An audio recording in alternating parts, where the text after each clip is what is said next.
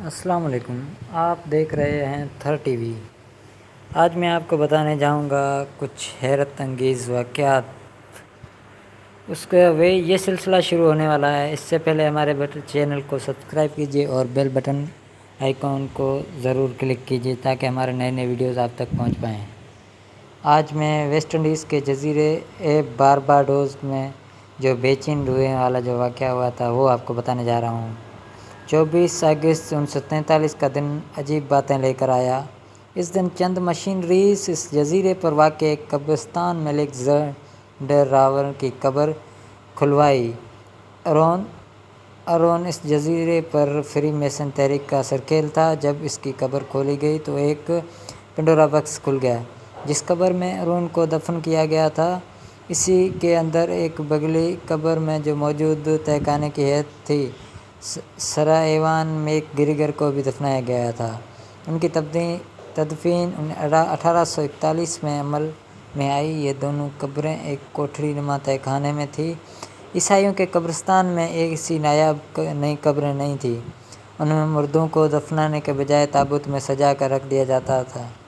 تہہ خانے میں سر ایوان میک گریگر کا تابوت ایک بہت بڑے پتھر کو تراش کر بنائے گئے چبوترے پر رکھا گیا تھا۔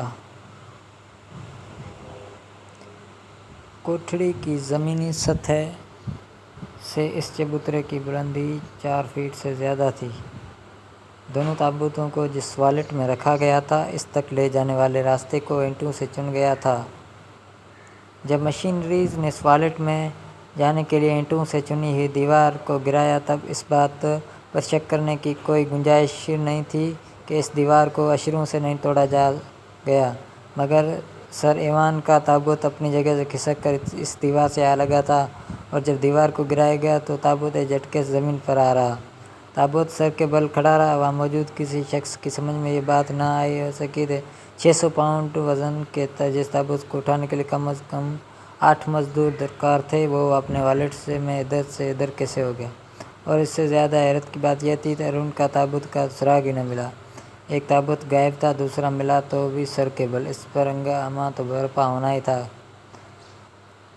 قبرستان کے نگرانوں اور حکام کو اس واقعے کی اطلاع دی گئی۔ ماہرین آئے اور انہوں نے ریکارڈ اور قبرستان کے والٹ کا جائزہ لیا۔ ریکارڈز کے مطابق سر ایوان میک گریگر کے تابوت کو والٹ کے سامنے والی دیوار کے ساتھ رکھا گیا تھا۔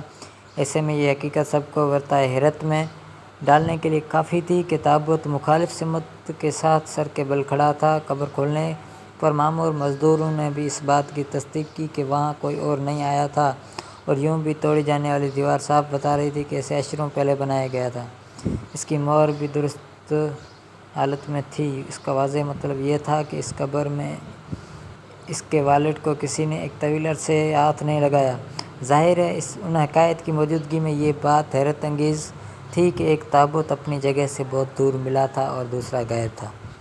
بارباڈوس کے ایک اور قبرستان میں چیز خاندان کی قبر کا والٹ بھی عجیب و غریب واقعات سے دوچار ہوتا رہا۔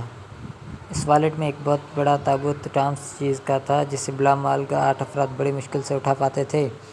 جب کوئی تابوت رکھنے کے لیے والٹ کو کھولا گیا، تب وہاں ٹامس چیز کا تابوت الٹی حالت میں ملا اور کسی کی سمجھ میں نہیں بات آئی تو آخر ٹامس کی چیز روح کیوں برقرار رہتی، تابوت کو اپنی جگہ سے کیوں ہٹنے پر مجبور کرتی۔ اس والٹ میں رکھے جانے والے تابوتوں کو حیرت انگیز تو ایسے ہی صورتحال کا سامنا کرنا پڑتا۔ ہاں، مسز گوڈرڈ، ان کی پوتی کا تابوت ہمیشہ اسی جگہ ملا جہاں انہیں رکھا گیا تھا۔